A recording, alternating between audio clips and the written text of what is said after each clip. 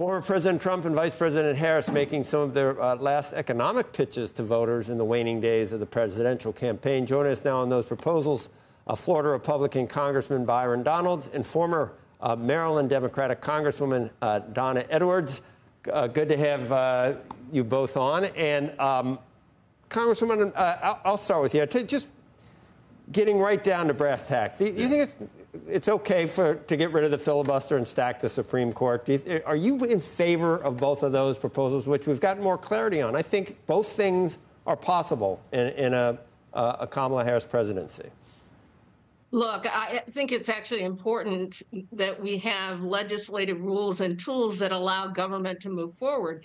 And in recent years, we've seen that the filibuster has actually been used to stymie debate rather than to move it forward. And so I think it is time for reforms to the filibuster and other rules in the Senate that in particular keep legislation from moving forward. Yes. That would mean a couple of maybe scary things. D.C. would probably become a state. Supreme Court, I don't know what that would do. It would become almost a legislative branch. Wealth tax would probably pass at that point. I mean, there are real things that would happen if you end the filibuster that need to be thought through. And then when the other, when your side is not in, and the other side doesn't have to filibuster, God knows, at that point, it might be like what we did with judges, where suddenly Democrats are like, oh my God, what happened with what happened with the Supreme Court or some of the lower courts?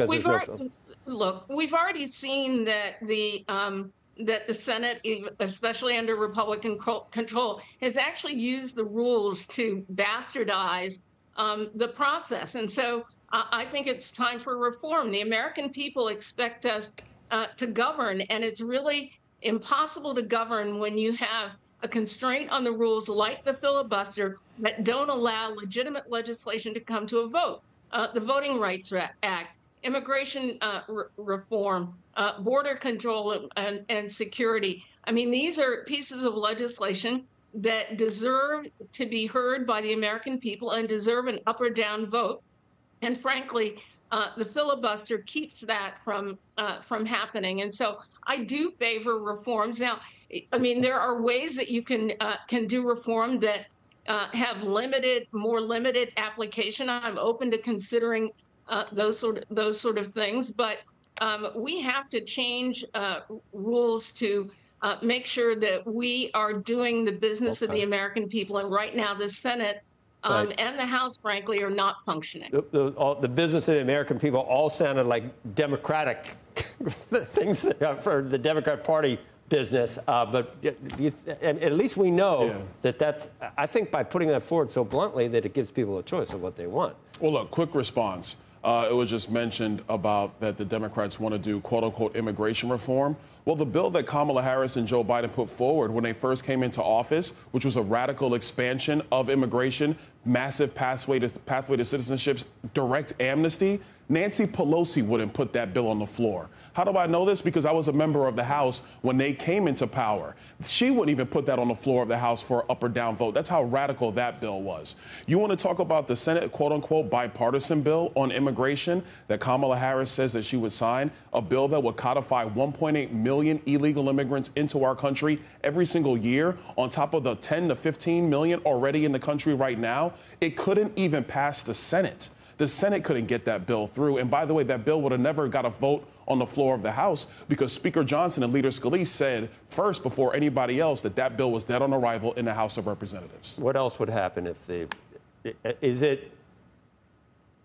the filibuster went away? Right.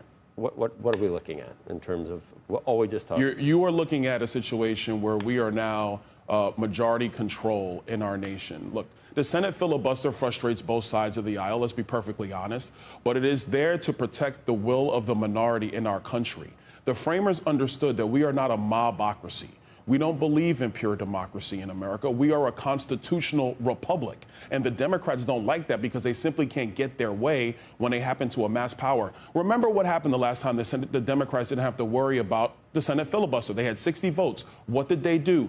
Dodd-Frank, one of the worst pieces of financial regulatory policy in the history of our country. We don't have community banking in America today to the scale that we had before 2008 because of a one-way Senate controlled by the Democrats. And now you have a situation where small businesses don't have the access to capital that they need because our banking system is frankly too top-heavy because of overregulation out of Washington, D.C. Congresswoman?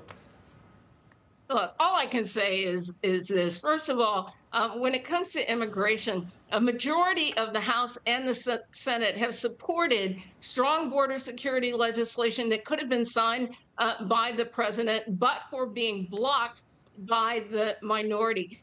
This is not the way the country was envisioned to run. And look, do I think that sometimes rules can apply to one party when it's in power and then turn on its head when another's in power? Absolutely. But that is actually part of the design. So I'm not afraid of that. And I do think that we have key pieces of legislation that have been sitting on the sidelines because a small but vocal minority in the House and in the Senate control the levers. And that is simply not fair to the American people.